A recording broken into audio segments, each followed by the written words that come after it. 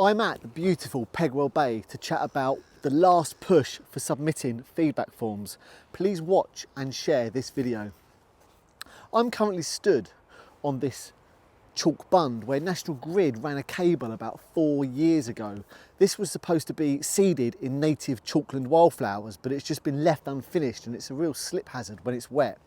Many corners were cut last time they ran a cable through here, and it will happen again. I'm going to put my drone up just to remind you what's going on. And I want to make it clear that we know we need this infrastructure, but this is not the place for it. And just to remind you that National Grid are a private company that pays on average 1.6 billion a year in profits to its shareholders. It is all about profit for them. Here's Pegwell Bay, a very special place.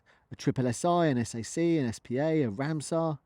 It's got lots of accreditations, and the cable is coming in right through the bay and then right under or through this very special saltwater lagoon. During construction, it will cause an extreme amount of disturbance in the area, just like it did when Nemo came in a few years back. Here's some photos from last time. And then the cable is planned to go under these two golf courses, under the road, and then up the other side of the road to meet the converter station, where it will then be sent out to meet giant pylons to meet the other pylons. And when I mention the cables going underground, it doesn't always mean that they will be mowed. Quite often it involves up to 4 metre wide trenches like this. Now, this area has already been very developed. The whole power station site is now basically just concrete and metal. And also, Thanet Council gave permission for a giant grid stability plant in this area with power going through the SSSI wedge. It's cumulative impact. With all this development, you've also got to think about, is Southern Water ever going to be able to expand? This sealing project is going to have devastating impacts, and even Kent Wildlife Trust have launched the Rethink Sealing campaign. A link to that is in the description, and I'm hoping to team up with them. The National Grid public exhibitions were extremely misleading. They were acting as if the build at Pegwell Bay was a done deal, despite this only being a proposal. They have failed to mention doing any mitigation whatsoever. And most of their research of the area has been desktop surveys. So it looks like there'll be a failure to carry out wildlife surveys before the plans are submitted for the DCO. This is one of the biggest threats we've seen to wildlife in Thanet in a long time. The buildings will be over 100 feet high and covering over 22 acres. That's 9 hectares. It's hard to grasp because, funnily enough, National Grid haven't given us artistic impressions of what this beast will look like. I wonder why. Here's an example of a 100 feet high building. This is Richmond Castle in North Yorkshire. However, the converter station will cover a much larger footprint. It's going to be absolutely huge, much bigger than this Nemo one behind me here. I'm just at the site now, and you can see we've even got a bit of an issue with runoff already from the existing power station site that's all been turned to concrete. There's going to be huge habitat destruction. I mean, already along this boundary, I'm in the SSSI site now. They've already been moving over with machinery and knocking the trees over that are in the SSSI site.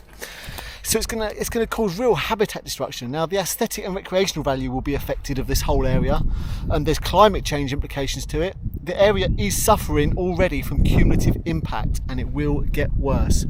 The marshes, look at all this runoff, just unmanaged runoff already from the Richmond Power Station site. We've got the battery storage over there. And they've turned the whole lot to concrete. And, you know, the marshes have a job to soak up all this water like a sponge, but it's all getting turned to hard standing. And this area is going to be hit hard by rising sea levels. There's going to be light pollution, lots of noise pollution, and of course, devastating, irreversible biodiversity loss. Just look at this lot here behind me, where they've been knocking down all the hedges that are actually on the SSSI site. So you can imagine when they get started with the new development, because this is all what's already happening now. It's going to cause irreversible damage and biodiversity loss. We've lost 69% of the world's wildlife in 50 years. Insects have declined by 60% in the last 20 years. And over the last 50 years, we've lost 73 million birds from our skies. Sorry, lots of brambles down here. Now, only 4% of life on Earth is wildlife. The other 96% is us, our pets and livestock. And recently, it was great to see the subject of this development on the marshes being discussed at the council's meeting on the 7th of December, due to it being such a big topic in Thanet. The link to that meeting is in a description, and the subject is 1 hour into the meeting. Councillors John Davis, Barry Manners, Becky Wing, Abby Smith and Kevin Pressland all spoke up about this threat. Remember what councillors are speaking up for us and our environment. And remember those that haven't. Remember them well in the upcoming elections.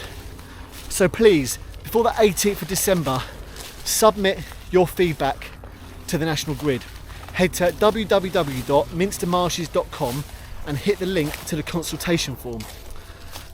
There's a form with really easy to use guidance and the link to complete the form online. The form is really helpful. Let's fight to protect our environment, save Minster Marshes and rethink Sea Link. Cheers guys.